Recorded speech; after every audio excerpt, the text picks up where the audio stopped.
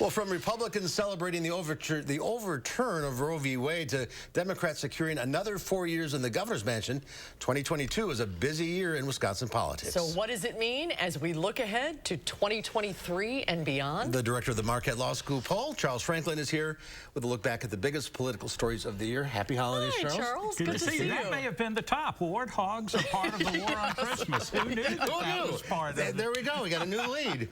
All right, let's begin. Springtime. Springtime. I mean, if we can remember back that far, and I have to say, I had to look it up myself. Let's remember the April municipal elections around the state. And let's remember them because they pretty much went off without a hitch.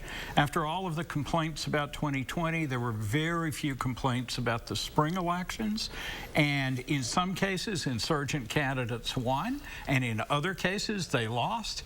And nobody particularly got bent out of shape about it. So I thought that was a good way to start off the spring. And then as we went into the summer, probably the biggest political story of the year when the Supreme Court overturned Roe v. Wade. Absolutely, and we got a little hint of that in May when the decision was leaked early. But then in June, when the official decision came down, Roe versus Wade is no longer the law of the land. That throws it back to states. And here in Wisconsin, at least pending lawsuits at the moment, our 1849 abortion law is in effect that bans abortion except for the life of the mother. And that was an issue here in the state that went through the fall elections and around the country has really shifted politics in states in ways that we might not have anticipated. Kansas, for example, voting to support an abortion right in their state, Michigan passing a referendum in favor of abortion rights, maybe not as surprising. But the point is, this is an issue that's with us now and will likely be with us for years to come. Two big statewide elections, Senate and gubernatorial. Where do you want to start? Well, let's start in the spring primary when Tim Michels gets in the governor's race kind of late in the game, when Rebecca Kleefisch looked like she had sort of solidified a first place position. And then Michels gets in, gets endorsed by Tommy Thompson. We have a bit of a struggle between the Thompson faction of the party and the Scott Walker, Becky Kleefisch side of the party. And we come down to the end, the primary, Michels wins that nomination with Donald Trump's support and goes on into the fall.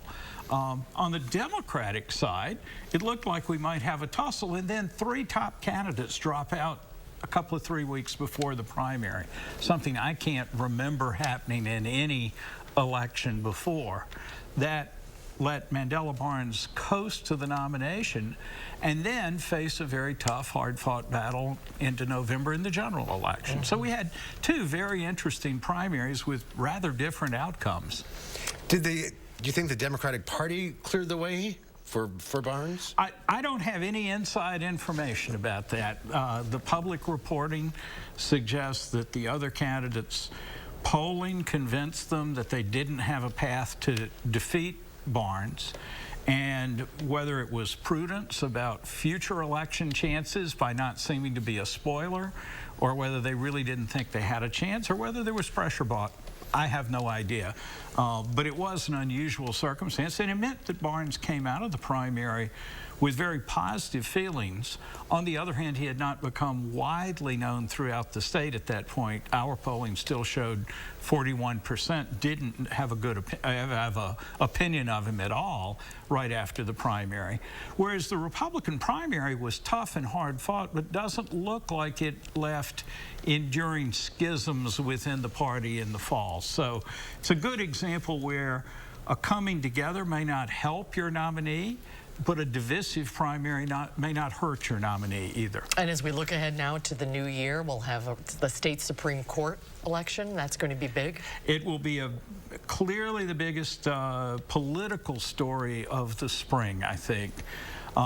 There will be the small thing of the state budget as well, but I think in elections, that Supreme Court race will get an enormous amount of attention. We, of course, have a primary for that at the moment, a four-way primary in February before the April general election between the two that emerged from the primary. at balance is the majority on the state Supreme Court. So there's a lot at stake there for both sides in that contest. We'll see you soon, I'm sure. Happy New Year. No doubt. Happy Take New Year, care. Charles. Happy New Year, to Charles. y'all.